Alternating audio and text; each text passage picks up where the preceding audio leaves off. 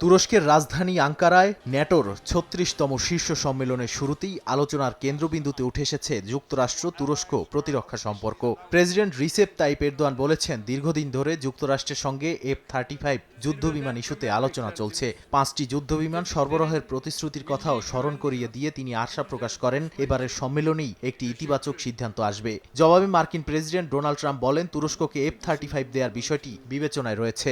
একই সঙ্গে 2020 সালে রুশ S-400 ক্ষেপণাস্ত্র প্রতিরক্ষা ব্যবস্থা কেনার জেরে আরোপিত ক্যাটছা নিষেধাজ্ঞা তুলে নেয়ার ঘোষণাও দেন তিনি। দ্বিপক্ষীয় বৈঠকে শুধু যুদ্ধ বিমান নয়, ইউক্রেন যুদ্ধ, গাজা পরিস্থিতি, ইরান যুক্তরাষ্ট্র সম্পর্ক এবং প্রতিরক্ষা শিল্প সহযোগিতাও গুরুত্ব পায়। এরদোয়ান জানান, ইউক্রেন যুদ্ধের সর্বশেষ পরিস্থিতি নিয়ে ট্রাম্পের সঙ্গে আলোচনা করবেন তিনি। পাশাপাশি তুরস্কের নিজস্ব কাআন যুদ্ধ বিমানের ইঞ্জিন উন্নয়নেও যুক্তরাষ্ট্রের সহযোগিতা চান। ট্রাম্প তুরস্ককে যুক্তরাষ্ট্রের বিশ্বস্ত ও শক্তিশালী মিত্র হিসেবে উল্লেখ করে বলেন, দুই দেশের মধ্যে বাণিজ্য ও প্রতিরক্ষা সহযোগিতা আরও এগিয়ে নেওয়া হবে। গাজায় শান্তি প্রতিষ্ঠার ক্ষেত্রেও ন্যাটো সম্মেলন গুরুত্বপূর্ণ ভূমিকা রাখতে পারে বলে আশা প্রকাশ করেন এরদোয়ান।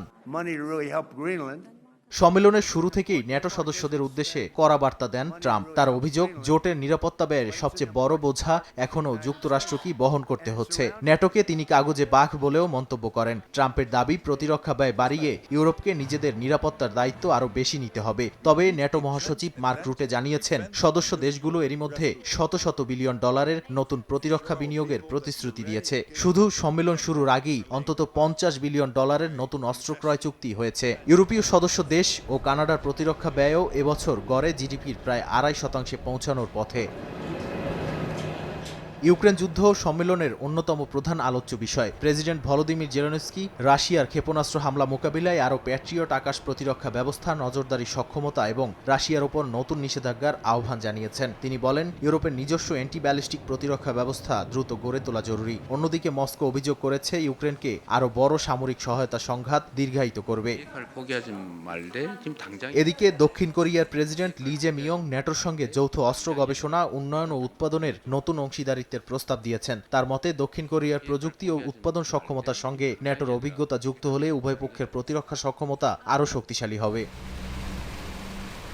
2 দিনব্যাপী এই শীর্ষ সম্মেলনে প্রতিরক্ষা ব্যয় বৃদ্ধি, ইউক্রেনকে দীর্ঘমেয়াদী সামরিক সহায়তা, ইউরোপের প্রতিরক্ষা শিল্প সম্প্রসারণ এবং ট্রাম্প প্রশাসনের অধীনে ন্যাটোর ভবিষ্যৎ ভূমিকা সবকিছুই এখন আলোচনার কেন্দ্রে। তবে সবচেয়ে বেশি নজর রয়েছে তুরস্কের F-35 কর্মসূচিতে ফেরার পথ সত্যি খুলে যায় কিনা এবং ট্রাম্পের ঘোষণাগুলো বাস্তবে কতটা কার্যকর হয় তার উপর।